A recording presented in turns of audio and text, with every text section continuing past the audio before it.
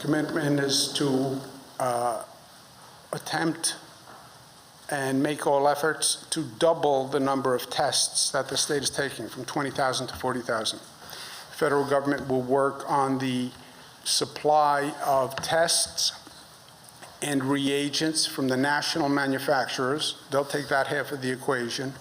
We will take the half of the equation that is working with the labs in the state and getting them to perform the tests. But we need the test kits from the manufacturers. National manufacturers need the supply chain. That's what the federal government will be doing.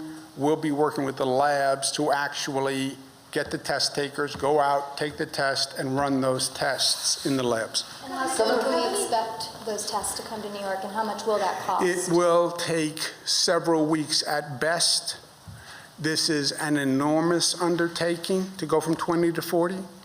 Remember, it has taken us over 1 month to get to where we are today, which is on the average of 20,000 tests per day, which is the highest single amount in the United States of America, of any state, which is a higher per capita testing rate than any country on the globe, right? So we take 20 per day, which is already an enormously high number, and now we want to double that number. So it's just, in some ways, an outrageous goal, but this is New York, and we're accustomed to outrageous goals. So it's 40. Federal government will take their piece, which is the supply chain for the national manufacturers, reagents, testing kits.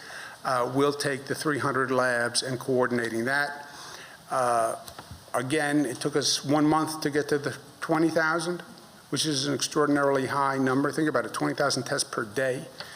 That's a system that never existed before. There was no such thing as a COVID test operation before today, before this situation. The price tag, it will be expensive. We don't have a price tag. We're working on estimates. And remember, after the testing, then you move to tracing, which is a whole different operation of people who trace every positive case. So if you have 20,000 tests per day, let's say the positive is 30%, just for kicks. That's 6,000 people per day who test positive, and you then have to trace every one of those people to find out who they were in contact with, who did they go to dinner with, who did they in direct contact with that they might have infected. That operation is going to be enormous. Considering that the state has already done so many diagnostic tests, seem to kind of be doing 20,000 a year, why the emphasis on that and not on antibody tests? Both. Both tests. We have to do both, antibody tests and diagnostic testing. Both of those will get up to 40,000 a day? Yes. By when? We don't know. It's never been done before. So we said, we're working 7 days a week, 24 hours a day. But you have to assume a few weeks to ramp it up. We got to 20,000 over 5 weeks. But just of the diagnostic, not necessarily. Just of the diagnostic. Now you want to double that.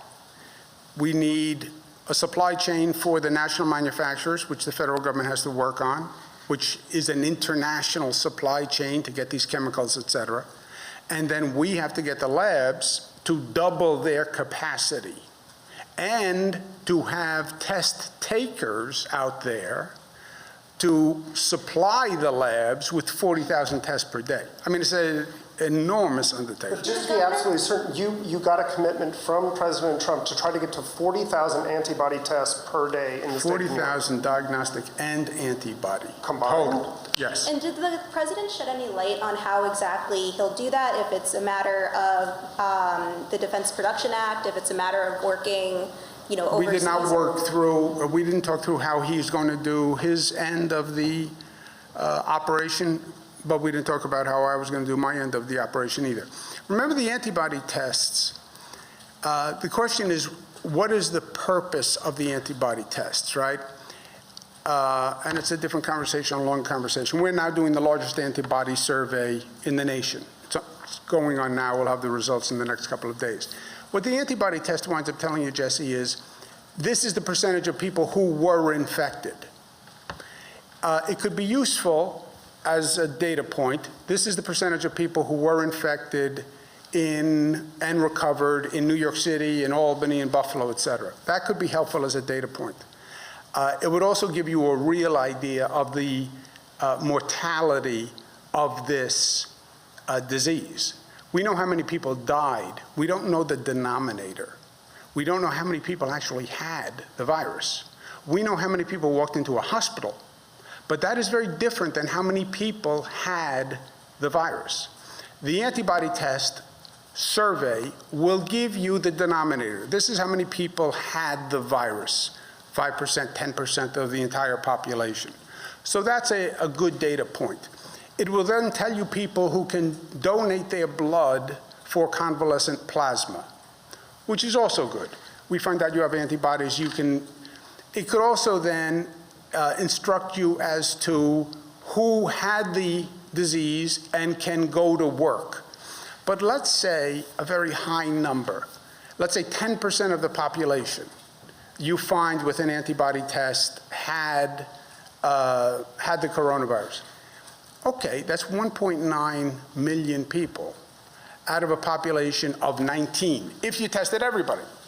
What do you really do with that on a practical level? So that's what we have to figure out.